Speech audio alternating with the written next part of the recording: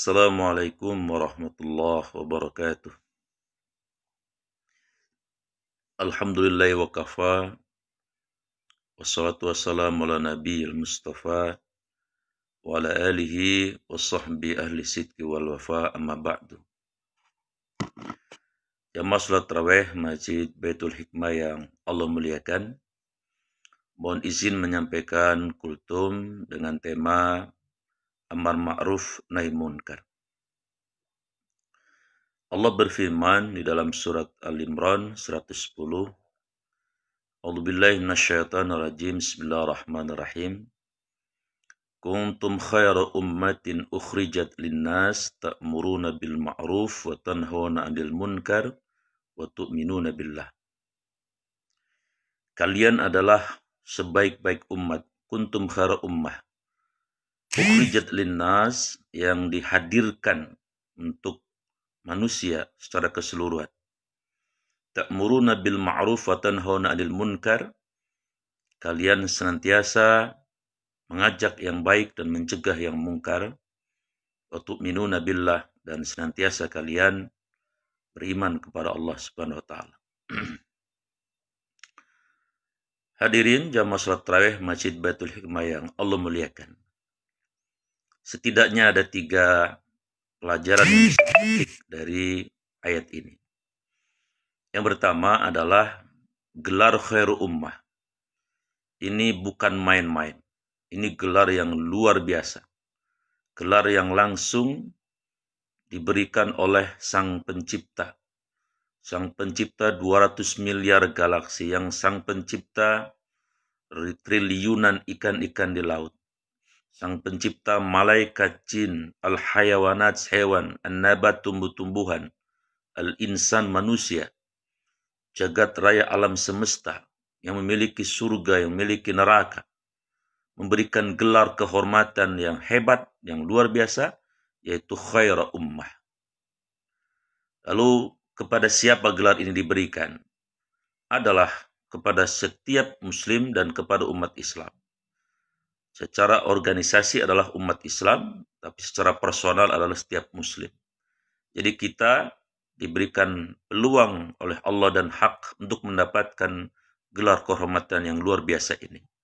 Mudah-mudahan kita semua mendapatkan gelar itu, yaitu menjadi khair ummah, menjadi sebaik-baik ummah yang senantiasa mengajak yang baik, ya, mencegah yang mungkar, dan beriman kepada Allah. Jadi itu 3 syaratnya agar kita mendapatkan gelar kehormatan sebagai khair ummah. Yang kedua, jamaah yang dimuliakan Allah Subhanahu wa taala, bahwa di dalam hadis, ya, yang diriwayatkan oleh Imam Muslim dari sahabat Abu Sa'id Al-Khudri, hadis ini sangat masyhur dan populer. Rasulullah SAW memberikan guidance tentang bagaimana mencegah kemungkaran, ya, dan terkait tentu dengan amar ma'ruf. Kata Rasulullah, man ra'a minkum munkaran falyughayyirhu biyadihi, fa illam yastati fa bilisani, fa illam yastati fa biqalbihi, wa huwa ad'aful iman. Siapa yang melihat kemungkaran, maka wajib hukumnya untuk merubah kemungkaran itu. Yang pertama adalah sistematikanya atau hierarkinya, biyadihi. Para ulama memahami biyadi itu maknanya antara lain sebagai kekuasaan. Maka seorang muslim yang diamanai oleh Allah Subhanahu wa taala sebagai seorang pejabat, sebagai seorang yang punya wewenang, yang punya decision maker, maka itu peluang yang luar biasa. Untuk apa? Untuk mencegah kemungkaran. Kenapa? Karena betapa efektifnya ketika kemungkaran itu dicegah oleh seorang pemimpin, oleh seorang pejabat, oleh seorang decision maker. Ada seorang teman mengatakan bahwa 1000 ucapan ulama kadang tidak didengar, tapi dengan tanda tangan seorang gubernur, seorang wali kota, seorang camat sekalipun, seorang lurah bahkan, maka akan efektif dan akan efisien, dan itu bisa dicegah dengan baik adanya. Maka jamaah yang dirahmati oleh Allah Subhanahu wa taala, siapapun di antara kita yang Allah takdirkan di pundak kita ada amanah, gunakan sebaik-baiknya untuk mencegah kemungkaran, memperluas yang ma'ruf, ya, mempersempit segala hal yang bernuansa kemungkaran. Ketika itu dilakukan, maka kita akan berkah di dunia dan di akhirat. Fa illam yastati, apabila tidak punya kekuasaan di tangan kita, tidak punya jabatan dan sebagainya, maka Rasulullah mengatakan, fabilisani, maka dengan lisannya kemungkaran itu dirubah. Dengan lisan itu maknanya adalah dengan kata-kata, dengan ucapan, dengan nasihat, dengan mau'idatil hasanah. Ini segmentasi para ulama, para asatid, ya, para guru dan sebagainya. Punya kewajiban untuk merubah kemungkaran tersebut. Karena kita diberikan oleh Allah ilmu yang kemudian ilmu itu diberikan kanal yang berupa lisan, dan lisan ini bisa efektif untuk merubah kemungkaran juga. Dan yang ketiga adalah fa illam yastati fa biqalbihi, dengan hati. Hanya saja kata Rasulullah, wa huwa ad'aful iman. Hati ini adalah selemah-lemahnya iman. Artinya secara kualitatif memang yang paling baik dan paling efektif, bahkan bisa jadi paling besar pahalanya, adalah biyadihi, dengan kekuasaannya.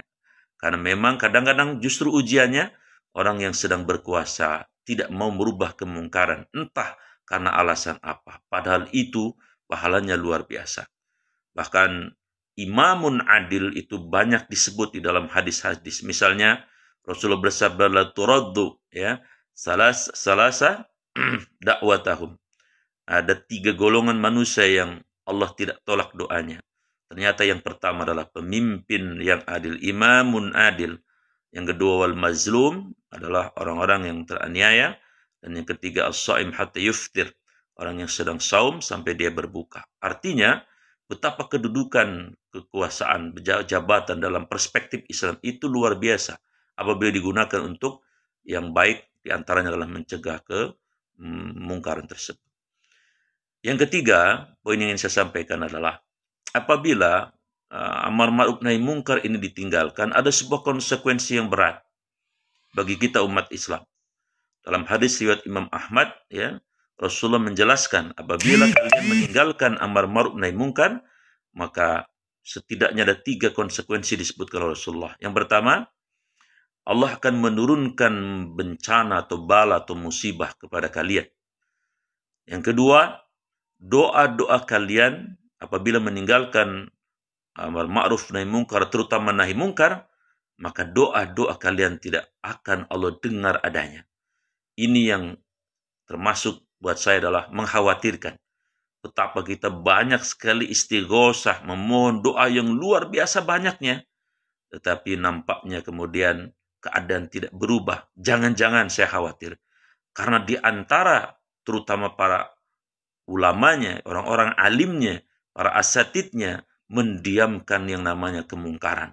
Sehingga kemudian doa-doa di antara kita tidak didengar oleh Allah Subhanahu wa taala. Dan yang ketiga, ini yang paling berat, apabila amar ma'ruf nahi mungkar, terutama nahi mungkar ditinggalkan, maka kemaksiatan akan semakin masif, kemaksiatan akan semakin berjumlah signifikan, dan ini tentu akan berefek dan berimbas kepada anak cucu kita, karena mereka nanti akan hidup diwarnai dengan nuansa-nuansa kemaksiatan yang luar biasa, karena tidak dicegah oleh para pemimpin, oleh para ulama, dan oleh doa orang-orang yang dikategorikan sebagai ad'aful iman.